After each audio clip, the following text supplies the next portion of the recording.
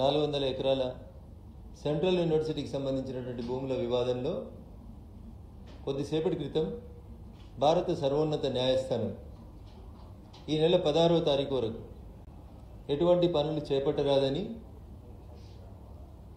చాలా స్పష్టమైనటువంటి ఆదేశాలను జారీ చేయడం జరిగింది. 3 రోజుల్లోనే 100 ఎకరాల స్థలంలో ఉన్నటువంటి చెట్లను కొట్టివేయడం, వందలాది జేసీబీలు బుల్డోజర్లు పనిచేయడం పట్ల సుప్రీంకోర్టు విస్మయాన్ని వ్యక్తం చేసింది. అంతేకాకుండా ఎన్విరాన్మెంటల్ క్లియరెన్స్ కానీ పర్యావరణానికి సంబంధించి ఏమైనా అనుమతులు తీసుకున్నారా, ఇంత హడావుడిగా అక్కడ చాలా స్పష్టంగా కనబడుతుంది. నెమలులు, ఇతర పక్షులు, జంతువులు, వాటితో పాటు అక్కడ పక్కనే ఒక లేక్ ఉన్నట్టు కనబడతా ఉంది. పర్యావరణాన్ని పరిరక్షించాల్సినటువంటి బాధ్యతని రాష్ట్ర ప్రభుత్వం ఎట్లా విస్మరిస్తుంది? ఏదైనా డెవలప్మెంట్ యాక్టివిటీ చేసుకోవాలనుకుంటే పర్మిషన్స్ తీసుకోవాల్సినటువంటి విభాగాల నుంచి పర్మిషన్స్ తీసుకోకుండా రాష్ట్ర ప్రభుత్వం ఆ రకంగా ముందుకు పోవడం అనేది ఎంతవరకు సమంజసం అనేది చాలా స్పష్టంగా సుప్రీంకోర్టు రాష్ట్ర ప్రభుత్వం తరఫున వచ్చినటువంటి న్యాయవాదుల్ని నిలదీయడం జరిగింది. ఇదంతా విద్యార్థులు చేసినటువంటి సంఘటిత పోరుకు వచ్చినటువంటి ఫలితంగా భావిస్తా ఉన్నాం. As the matter is pending before the Supreme Court and the matter is sub judiced. ఇది విద్యార్థులు సాధించినటువంటి సమైక్య విజయం. రాజకీయ పార్టీలు రాష్ట్ర ప్రభుత్వం మీద తెచ్చినటువంటి ఒత్తిడి కొంతవరకు ఫలించిందని చెప్పి ఈ సందర్భంగా భావిస్తా ఉన్నాం. మేము కూడా మొదటి నుంచి చెప్తున్నటువంటి అంశం అదే. టెక్నికాలిటీస్లోకి పోకుండా ఉమ్మడి ఆంధ్రప్రదేశ్ ఉన్నప్పుడు ఏర్పాటు చేసినటువంటి చట్టాల ప్రకారం చూసినా మన ఇంటి కాంపౌండ్లో ఉన్న ఒక చెట్టును తొలగించాలన్నా, రోడ్డు మీద ఫుట్పాత్ మీద ఉన్న ఒక చెట్టును తొలగించాలన్నా దానికి అనుమతి తీసుకోవాలనేటువంటి నిబంధనలు ఉన్నటువంటి రాష్ట్రంలో ఎలాంటి అనుమతులు లేకుండా 100 ఎకరాల్లో భూముల్ని చదం చేయడం, వేలాది చెట్లను కొట్టివేయడం పట్ల సుప్రీంకోర్టు చాలా స్పష్టంగా తన ఆగ్రహాన్ని వెలుబుచ్చింది. ఇప్పటికైనా నేను రాష్ట్ర ప్రభుత్వానికి చేసేటువంటి అప్పీల్ ఒకటే. ఆ భూమి మీది మాది 1973లో ఇందిరమ్మ ఇచ్చింది, తర్వాత వీళ్ళు అమ్ముకున్నారు, వాళ్ళు అమ్ముకున్నారు, వాళ్ళు రోడేసిర్రు, వీళ్ళు రోడేసిర్రు, ఇట్లాంటి వ్యక్తిగతమైనటువంటి ప్రతిష్టలకు పోకుండా మీరే చెప్తారు మేమన్నీ ఉచితంగా ఇస్తాం, ఇందిరమ్మ రాజ్యంలో అన్ని ఫ్రీగా ఇవ్వాలని కోరుకుంటున్నామని చెప్పిండ్రు. ఇదే సెంట్రల్ యూనివర్సిటీలో మీడియా మిత్రులందరూ గుర్తుండి ఉంటుంది.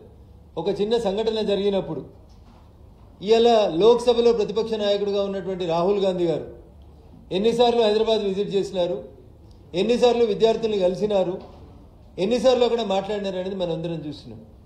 ఈరోజు మీ మాట జవదాట అని చెప్తున్నటువంటి ముఖ్యమంత్రి, మీ మాటనే తుది మాట అని చెప్తున్నటువంటి తెలంగాణ రాష్ట్ర ముఖ్యమంత్రి గారు ఈ రకంగా అక్కడ జరుగుతున్నటువంటి చెట్ల కొట్టివేతలో కానీ పర్యావరణ పరిరక్షణ విషయం లోపల కానీ విఫలం చెందితే విద్యార్థులు రోడ్డు మీదకి వచ్చినప్పుడు పోలీసులు, తెలంగాణ ప్రభుత్వం అమానవీయంగా ప్రవర్తించినటువంటి విషయాన్ని లోక్సభలో ప్రతిపక్ష నాయకుడు రాహుల్ గాంధీ గారు ఎందుకు ఖండించలేకపోయినరో తెలంగాణ సమాజానికి చెప్పాల్సినటువంటి అవసరం ఉంది.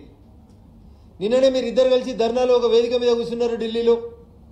మరి అప్పుడన్నా ట్విట్టర్లలో, ఫేస్బుక్లలో రాత్రి 3 గంటలకు ట్వీట్లు చేసేటువంటి లోక్సభలో ప్రతిపక్ష నాయకుల వారికి హెచ్సియు పరిధి లోపల పోలీసులు ధర్నా చేస్తున్నటువంటి ఆడపిల్లల్ని జుట్టు పట్టుకొని ఈడ్చుకుపోయినటువంటి సంఘటన ఎందుకు కనబడలేదు? ఎందుకు ముఖ్యమంత్రి గారిని ఇట్లాంటి తప్పు పనులు చేస్తా ఉన్నావు? విద్యార్థులతో ఎందుకు గొడవ పడతా ఉన్నావు? మా నాయనమ్మ యూనివర్సిటీకి ఇచ్చిన భూముల్ని ఎందుకు లాక్కుంటున్నావు అని ఒక్కసారైనా ఎక్స్ప్లెనేషన్ అడిగినరా?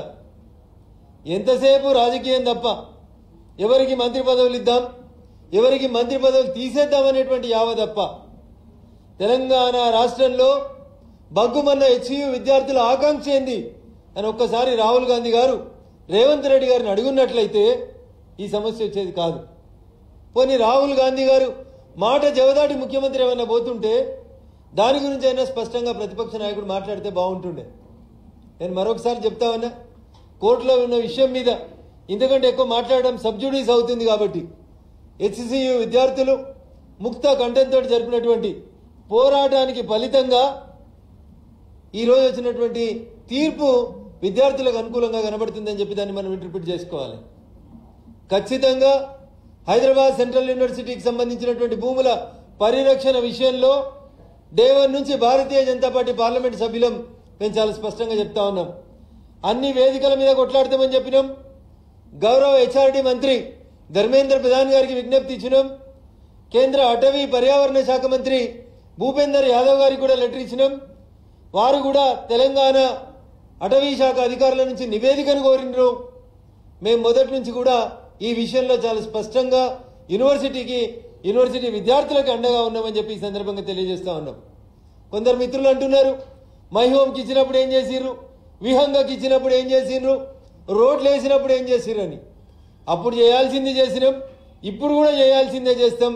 భవిష్యత్తులో ప్రభుత్వ భూములు, యూనివర్సిటీ భూముల పరిరక్షణ కోసం విద్యార్థుల పక్షాన భారతీయ జనతా పార్టీ పార్లమెంట్ సభ్యులం, శాసనసభ్యులం అందరం కూడా నిలబడతాం. ప్రభుత్వం చేసేటువంటి ఏకపక్ష నిర్ణయాలని ఎక్కడికక్కడ అడ్డుకుంటామని చెప్పి ఈ సందర్భంగా తెలియజేస్తూ, ఈ విజయం విద్యార్థులు సాధించినటువంటి విజయంగా భావిస్తూ, తుది వరకు సుప్రీంకోర్టు ఇచ్చేటువంటి తీర్పుల్ని గౌరవిస్తూ, సుప్రీంకోర్టులో ఇచ్చేటువంటి ఆదేశాలకు అనుగుణంగా రాష్ట్ర ప్రభుత్వం కూడా స్పందించాలని కోరుకుంటా ఉన్నాం.